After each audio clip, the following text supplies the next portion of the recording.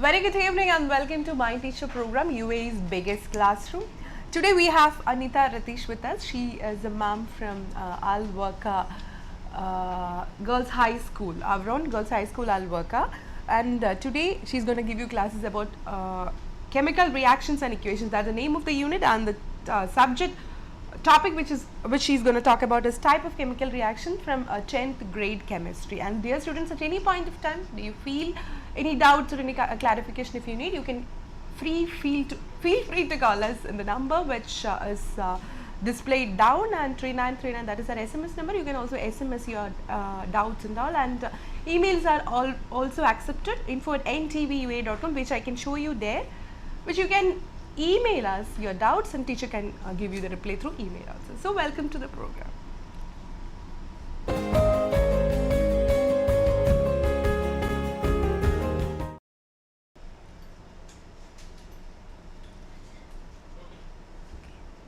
Good evening everybody. So today we will discuss about the chemical equations and reaction.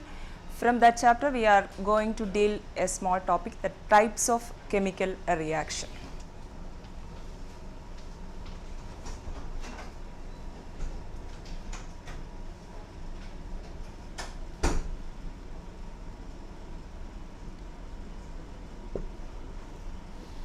So whenever we are thinking about a chemical reaction, first of all we have to think about the two parts, the reacting substances, and when these reacting substances are reacting each other, we are getting some new products. So basically for a chemical reaction there are two parts. The substances which are taking part in a chemical reaction, they are called reactants, and these reactants reacting together to get new substances, they are called products.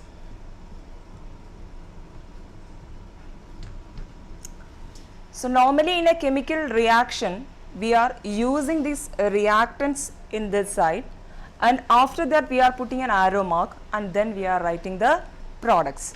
So now we have to think, or whenever a chemical reaction is taking place, you have to understand how can we understand that the chemical reactions are taking place. So normally a chemical reactions can be taking place by the following characters. So these are the following characters which are the characters of the chemical reaction. So first one is the formation of a precipitate.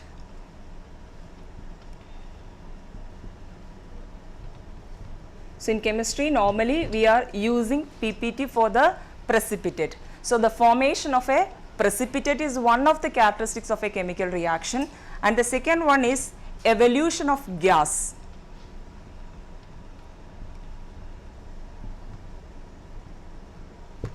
Evolution of gas, and third one change in temperature,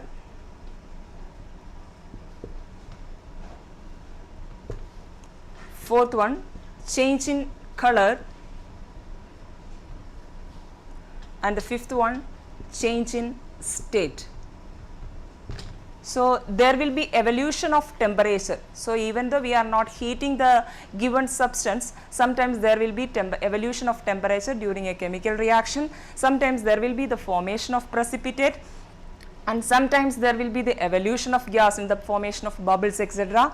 And there will be a color change, and sometimes there will be the change of state, solid to liquid, liquid to gas, and vice versa. So likewise change of states are also there during a chemical reaction. So these are the general characteristics of a chemical reaction. Now we have to go with what are the different types of chemical reaction. This is actually for an introduction I have given you.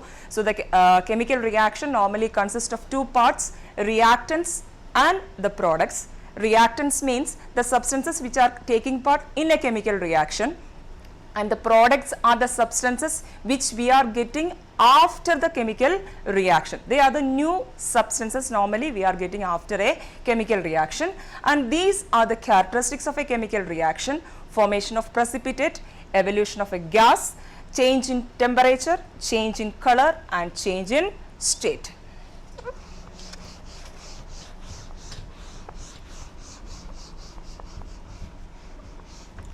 So now we are going to take one by one what are the different types of chemical reaction. The first one is combination reaction.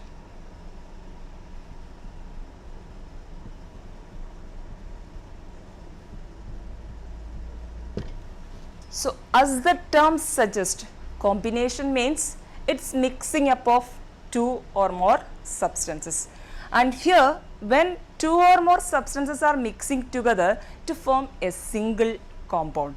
So, the product will be a single substance. For example, C plus O2. C plus O2 gives CO2. Here the reactants are carbon and oxygen. Carbon and oxygen are reacting together to form a single product, carbon dioxide. That means two substances reacted together and we got a single substances. Such type of reactions are called a combination reaction, when two or more substances reacting together to form a single substance. Another example,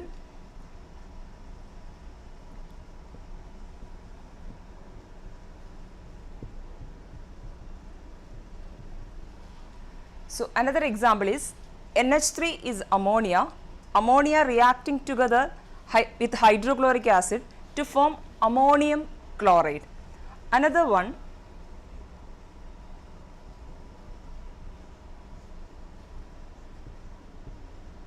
sulfur dioxide reacting with oxygen to form sulfur trioxide.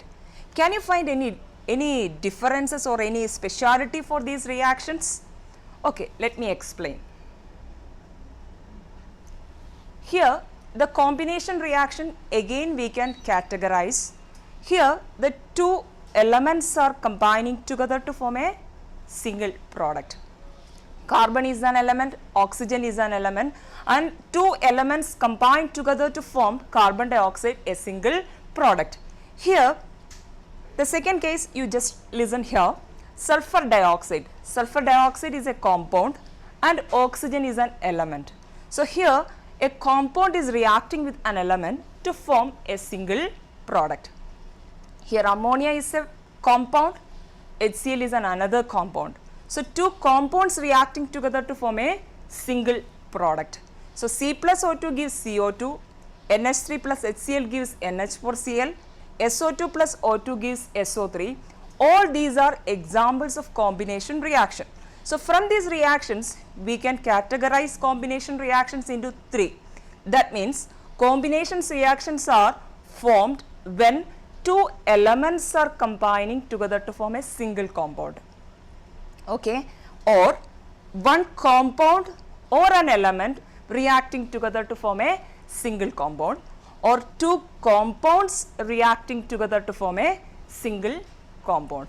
This is the first category of chemical reaction, combination reaction, when two or more substances reacting together to form a single compound. Such reactions are called a combination reaction. Combination reactions can be taken place between two elements, between a compound and an element, or between two compounds.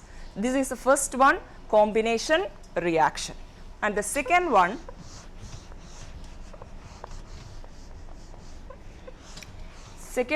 is decomposition reaction.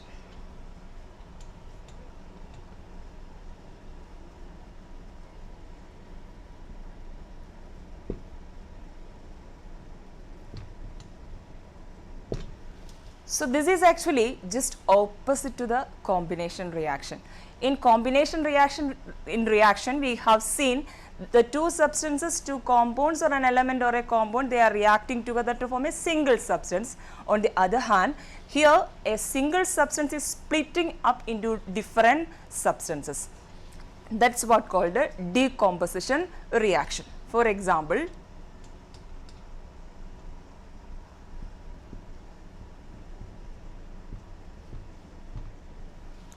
two H2O gives 2H2 plus O2. Here this is a compound, water, and when we are passing electricity through this particular compound, we can split this compound into two substances, that is hydrogen and oxygen. So, this type of reactions are called a decomposition reaction. So, decomposition reaction can also be carried out in different way. So, and one example,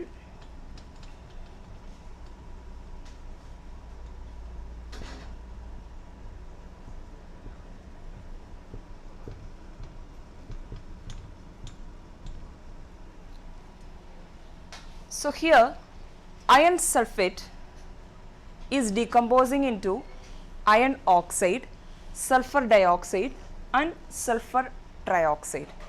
So, this reaction is carried out when we are passing or when we are giving heat energy. So, here the decomposition reaction is carried out by the passage or with the help of heat energy. If a decomposition reaction is carried out with the help of heat energy, such type of decomposition reactions are called thermal decomposition.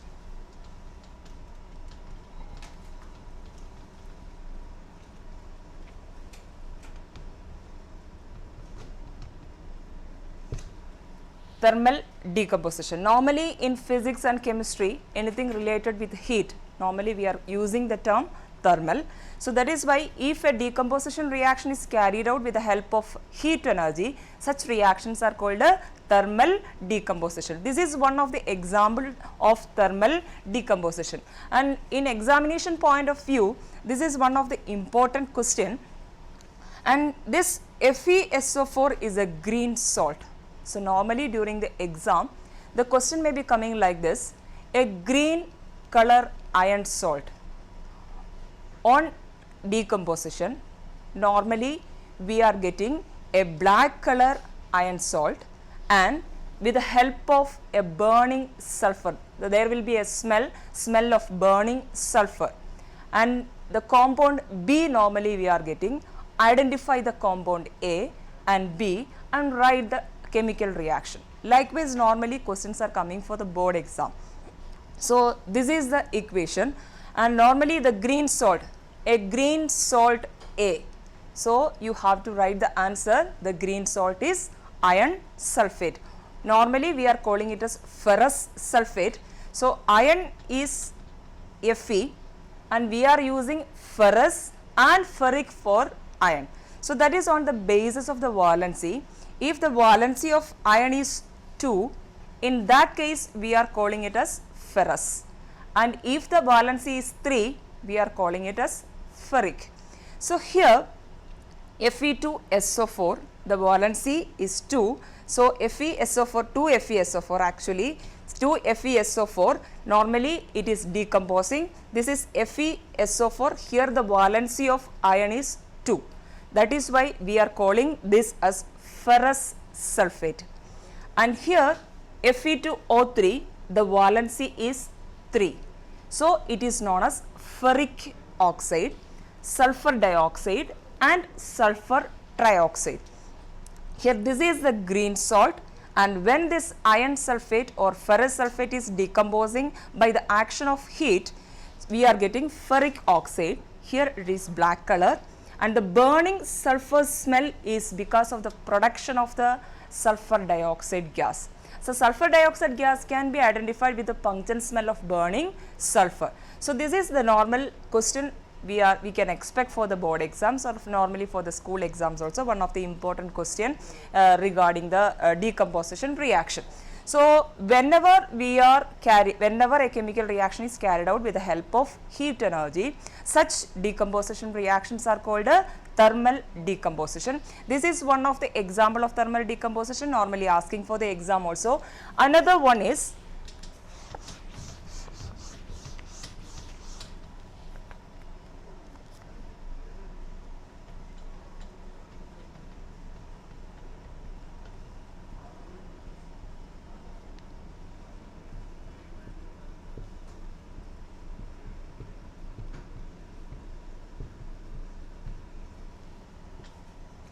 So, another example is lead nitrate. So, lead nitrate is a white salt, okay.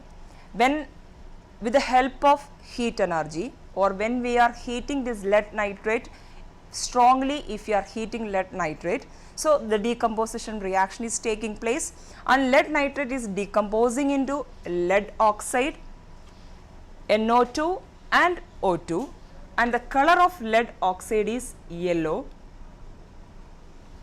And when this reaction is carrying out, we can see the evolution of brown fumes. The brown fumes is because of the production of NO2.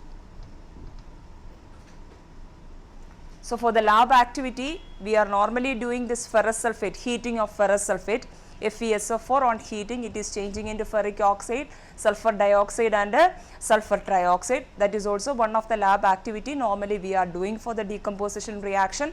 Whenever we are doing heating this, take 2 milligram or 2 gram of this ferrous sulphate and in a boiling tube you have to heat it strongly, and you can see the smell of sulfur is producing. Normally whenever you are getting the smell, so whenever you are doing, you should have to, whenever you are heating the boiling tube, you should have to keep the mouth of the test tube away from your face and as well as from your friend's face, because heating is a very dangerous action, and that is why we have to keep away the mouth of the test tube. And when the smell of burning sulfur is coming, you are not supposed to smell like this, you should have to waft the air like this. Directly you are not supposed to smell sulfur dioxide, that is also dangerous. So, this is the another reaction normally we carrying out in the laboratory for the lab activity, heating of lead nitrate. Strong, we have to heat lead nitrate strongly, and lead nitrate is a white salt, and when it is heating we are getting an yellow precipitate along with the formation of brown fumes and oxygen gas. Brown fume is because of the NO2 gas and yellow precipitate is because of the lead oxide. And if you are bringing a burning splinter near the mouth of the test tube, we can see that it will burn so fiercely because of the production of oxygen gas, because oxygen supports burning. This is also another reaction, the decomposition reaction carried out with the help of heat energy. And whenever a decomposition reaction is carried out with the help of heat energy, we are calling such reactions as thermal decomposition reaction. That was the first case of decomposition reaction, thermal decomposition reaction. And next we have to see, it is decomposition reaction itself, but it is carried out with the help of electricity. So, that is the first reaction I have already written. So, that is H2O, 2H2O. If you are passing electricity through water, it is decomposing into hydrogen gas and oxygen gas.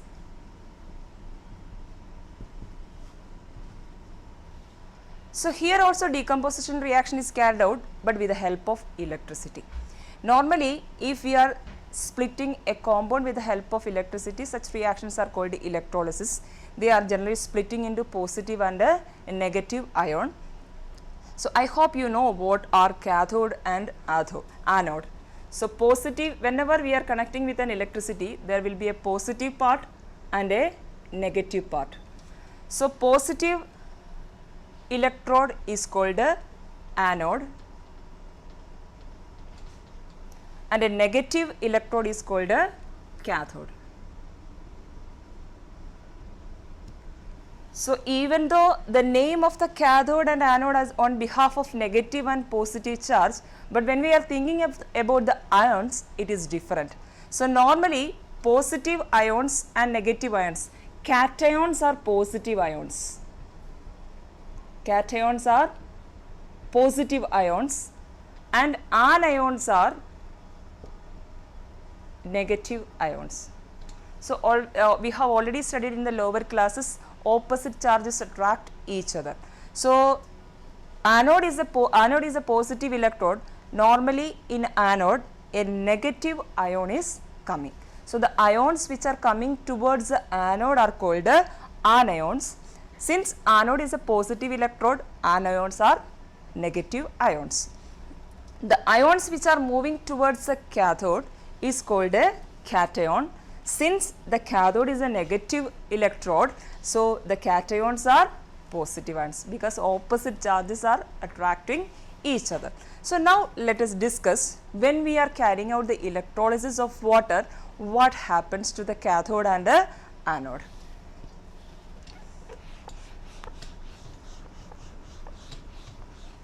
So when an electrolysis of water is taking place, so there will be normally electricity cells or electricity connections will be there, and we are making two test tubes. Okay. So here we can give positive electrode, and suppose this is the negative electrode. So we should have to give the electricity connection, and we are going to decompose the water. Okay. When electricity is passed through water, water is decomposing into hydrogen and oxygen. So hydrogen is a positive ion and oxygen is a negative ion. So obviously, so oxygen should have to go to which electrode? So normally the opposite charges are attracting each other. Since oxygen is an anion, it should go to the cathode. So sorry, it should go to the positive and negative electrode. Negative ion should go to the positive electrode, so it should go to the anode, and positive ion should go to the negative electrode, so it will go to the cathode. So this is also one of the question we have to look into the examination point of view. So normally the questions are asking, so when we are thinking about the chemical equation, you just think 2H2O, when we are passing electricity, it is decomposing into 2H2 plus O2, or 2H2 plus O2 combined together to form 2H2O. So 2 part of hydrogen reacting with, if there is no number, that means the number is 1. 2 part of hydrogen reacting with 1 part of oxygen to get water. So when electricity is passing through water, the decomposition reaction taking place, and the amount of hydrogen and oxygen, the volume of hydrogen and oxygen gas collected in the cathode and anode will be different. That is one of the question. So why there is double the amount of hydrogen than oxygen when we are passing electricity through water? So you have to write the answer, because for the combination of water, we are taking 2 part of hydrogen and 1 part of oxygen. 2H2 plus O2 gives 2H2O. This is the normal reaction. So there will be cathode and anode. Anode is the positive electrode and cathode is the negative electrode. So the positive ion or the cation will come to the positive ion will be come to the cathode. So hydrogen will be collecting in the cathode and oxygen will be collecting in the anode. So whenever we are evaluating the volume of hydrogen gas and oxygen gas collected in the test tube, we can see that the volume of hydrogen is double than that of oxygen. So whenever the questions are coming like this, you have to answer that like this, because water is formed by the combination of 2 part of hydrogen and 1 part of oxygen. So when we are decomposing, so hydrogen is 2 part and oxygen is 1 part, and that is why the hydrogen gas collected in the cathode will be double the volume of oxygen gas collected in the anode.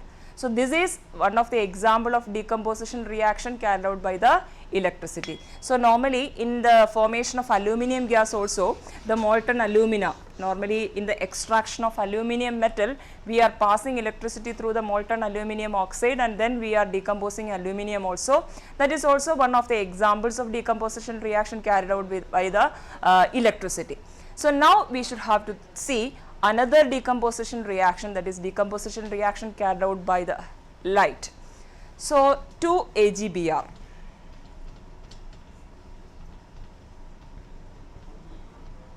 So this is silver bromide.